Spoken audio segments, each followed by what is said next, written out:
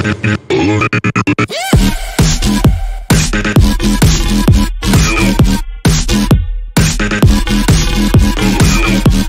Next चीज ये देखते हैं, जैसे मान लो कि किसी क्वेश्चन में ये फिगर बना था अभी, तो ये क्या था, एंगल ऑफ एलिवेशन। अगर यहाँ को देख, इस पॉइंट को देखना है तो, और इस पॉइंट से इस पॉइंट को ऑब्जर्व करना है, तो ये जो एंगल बनता था इसका नाम एंगल ऑफ डिप्रेशन।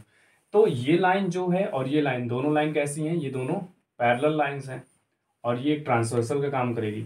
ये एंगल थीटा है तो ये भी कितना होगा, थीटा होगा। मतलब एक क्वेश्चन में अगर ये ऑब्जर्वर था, ये ऑब्जेक्ट का जो पॉइंट था, तो इन दोनों के बीच का जो एंगल बना एलिवेशन, और अगर यहाँ से एंगल यहाँ पे बन रहा है तो एंगल ऑफ डिप्रेशन, इन दोनों की वैल्यू क्या होगी, इक्वल होगी, क्योंकि पैरेलल लाइन और ये क्या हो गई, ट्रांसवर्सल। तो ये दोनों एंगल कौन से एंगल हो जाएंगे, अल्टरनेट इंटीरियर एंगल। तो ये ध्यान में रखेंगे, ठीक है ना। दूसरा पॉइंट ये है कि जैसे मान लो कि आपको एक क्वेश्चन में, जैसे इसी क्वेश्चन को ले लेते हैं, इस क्वेश्चन में हम ये कहें कि एलिवेशन का केस है, ये कोई भी केस हो सकता है। जैसे मान लो अभी हम यहाँ पे ले रहे हैं केस कि जैसे इसकी हाइट मान लो h है और ऑब्जर्वर की डिस्टेंस ऑब्जेक्ट के फुट से, ये बेस वाली डिस्टेंस x मान लेते हैं, ठीक ना। h यूनिट हाइट हो गई और ये कितना हो गया, x यूनिट। तो इस केस में एंगल कितना बन रहा है, तो आप कहोगे थीटा बन रहा है ना। ठीक, कोई बात नहीं।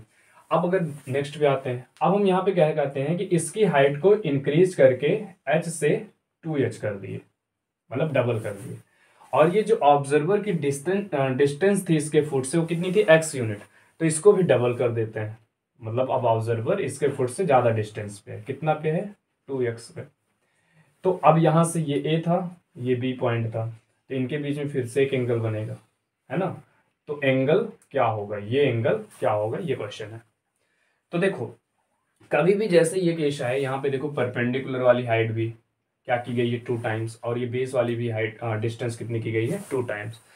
तो कभी भी अगर यहाँ पे हाइट में उतना इंक्रीज किया गया और दूसरी वाली साइड में भी उतना इंक्रीज किया गया है, तो जो एंगल बनता है उनमें कोई भी फर्क नहीं पड़ता है। कहने का मतलब यहाँ पे भी एंगल कितना होगा, थीटा होगा। लेकिन इसका रीजन क्या हुआ, किस रीजन से ये क्या हो गया, थीटा हो गया, मतलब एंगल चेंज नहीं हुआ। तो देखो यहाँ पे दूसरा केस था, इसको हम ओ डैश बी डैश ए डैश कह देते हैं। अब देखो 2 राइट एंगल ट्राइंगल आपको दिख रहे हैं, यहाँ पे भी 90 है और यहाँ पे भी 90 है, मतलब इसका ये एंगल 90 है और ये 90, दोनों क्या हो गए, इक्वल।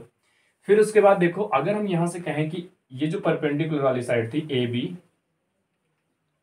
इसका रेशियो यहाँ पे, जो यहाँ पे परपेंडिकुलर साइड है उसका नाम क्या है, ए डैश बी डैश, इसका रेशियो बताओ। 2 ट्रायंगल है, साइड का रेशियो ले रहे हैं, तो ए बी और ए डैश बी डैश का रेशियो कितना आ जाएगा, h/2h, कहने का मतलब 1/2। ऐसे ही फिर यहाँ पे जो बेस वाली साइड है ओ बी, और सेकंड केस में ओ डैश बी डैश, इनका भी रेशियो लेते हैं। तो यहाँ पे x था और यहाँ पे वैल्यू कितनी है, 2x, तो कितना आ गया, 1/2।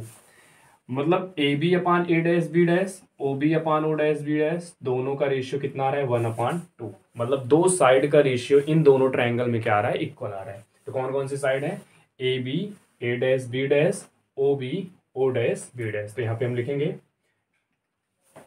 ए B upon A dash B dash equal to O B upon O dash B dash.